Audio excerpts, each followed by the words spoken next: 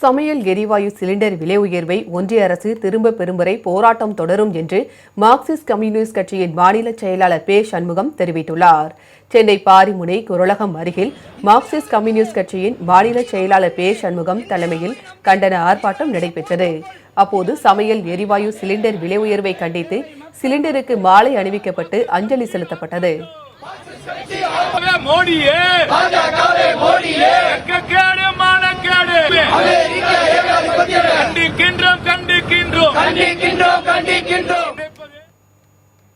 பின்னர் செய்தியாளர்களிடம் பேசிய மார்க்சிஸ்ட் கம்யூனிஸ்ட் கட்சியின் மாநில செயலாளர் பே. சண்முகம், கச்சா எண்ணெய் விலை உயர்விற்கு காரணமான அமெரிக்க அதிபர் டிரம்பிற்கு பிரதமர் மோடி கண்டனம் தெரிவிக்காமல் இருப்பது ஏன் என்று கேள்வி எழுப்பினார்.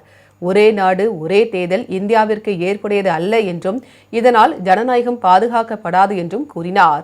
சமையல் எரிவாயு சிலிண்டர் விலை உயர்வை ஒன்றிய அரசு திரும்ப பெறும் வரை போராட்டம் தொடரும் என்று பே. சண்முகம் தெரிவித்தார். கேஸ் சிலிண்டர் விலையை உயர்த்திய ஒன்றிய பிஜேபி அரசை கண்டித்தும் உயர்த்தப்பட்ட விலை உயர்வை உடனடியாக திரும்பப் பெற வேண்டும் என்று வற்புறுத்தியும் மார்க்சிஸ்ட் கம்யூனிஸ்ட் கட்சியின் சார்பில் இன்றைய தினம் இந்த கண்டன ஆர்ப்பாட்டம் என்பது நடைபெறுகிறது. இதனைத் தொடர்ந்து தமிழ்நாடு முழுவதும் அனைத்து மாவட்டங்களிலும் இத்தகைய கண்டன ஆர்ப்பாட்டங்கள் விலை உயர்வை திரும்பப் பெறுகிற வரை தொடர்ச்சியாக நடைபெறும் என்பதை தெரிவித்துக் கொள்கிறேன்.